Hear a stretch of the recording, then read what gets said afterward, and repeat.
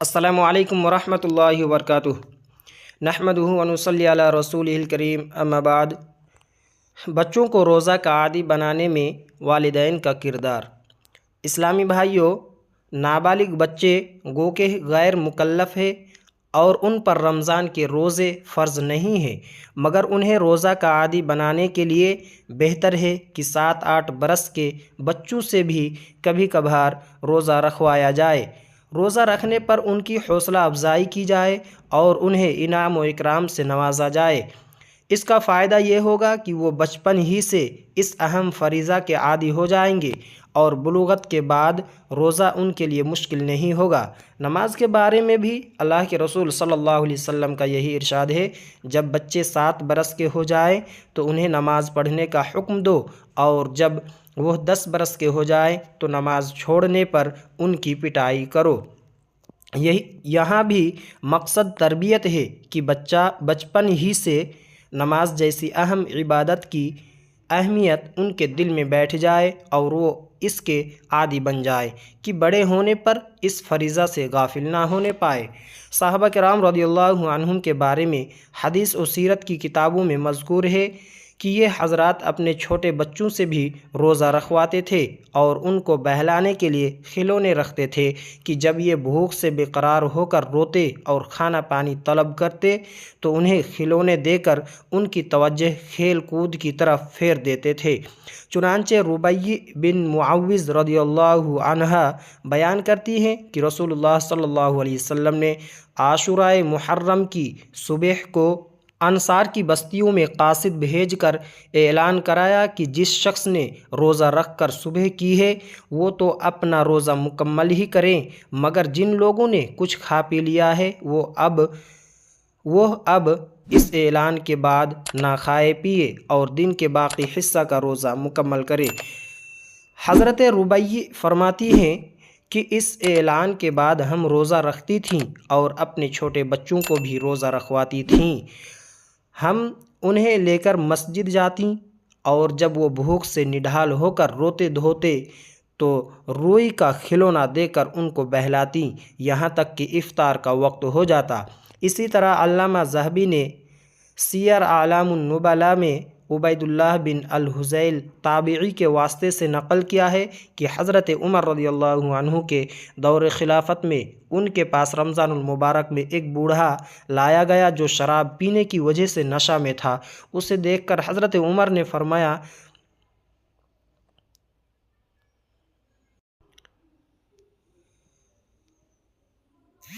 تمہارا برا ہو، تم رمضان میں شراب پیتے ہو جبکہ ہمارے بچے روزے سے ہیں۔ پھر بطور حد آپ نے اسے 80 کوڑا مارنے کا حکم صادر کیا۔ امام بخاری رحمہ اللہ نے اس واقعہ میں اتنا اضافہ کیا ہے کہ حضرت عمر رضی اللہ عنہ نے اس شخص کو مدینہ طیبہ سے ملک شام جلا وطن کر دیا۔ یہ تو ہمارے اسلاف کرام کی حالت تھی کہ وہ اپنے بچوں کی دینی تربیت کے بارے میں کس قدر حساس تھے، مگر موجودہ زمانے میں کم ہی ایسے والدین ملیں گے جنہیں اپنے جگر گوشوں کی اخلاقی و دینی تربیت کی فکر واقعی ہو۔ اور اسی روزہ ہی کے حوالے سے دیکھیے کتنے ہی نوجوان ہیں جو روزہ نہیں رکھتے اور ان کے والدین کو اس کی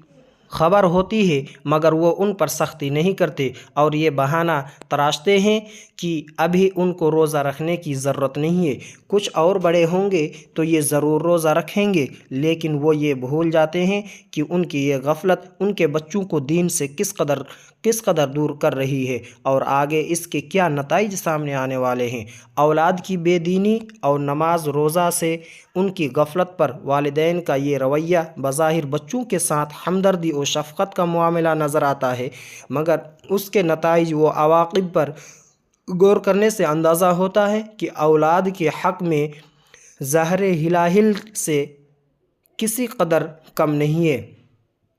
اگر والدین شفقت اور محبت کی بنا پر اولاد کو روزہ سے منع کرے تو اس معاملہ میں والدین کی اطاعت جائز نہیں ہے، کیونکہ صحیح اور صریح روایت ہے لا طاعت لمخلوق فی معصیت الخالق، یعنی جس بات میں اللہ کی نافرمانی ہو اس میں کسی مخلوق کی اطاعت جائز نہیں ہے۔ قرآن کریم کی سورہ تحریم میں اللہ تعالیٰ نے اہل ایمان کو مخاطب کر کے حکم دیا ہے قوا انفسکم واہلیکم نارا، تم اپنے آپ کو اور اپنے اہل و عیال کو جہنم کی آگ سے بچاؤ۔ اس آیت کریمہ کا مطلب یہ ہے کہ تم نیک عمل کر کے خود کو جہنم سے بچاؤ اور اپنی اولاد کی بہترین دینی و اخلاقی تربیت کر کے انہیں اعمال صالحہ کا عادی بنا دو کہ وہ بھی جہنم سے محفوظ ہو جائے۔ گویا بچوں کی دینی و اخلاقی تربیت والدین کی بنیادی ذمہ داری ہے۔ جس طرح والدین کے لیے یہ ضروری ہے کہ وہ اپنی اولاد کے لیے کھانے پینے اور دیگر ضروریات زندگی کا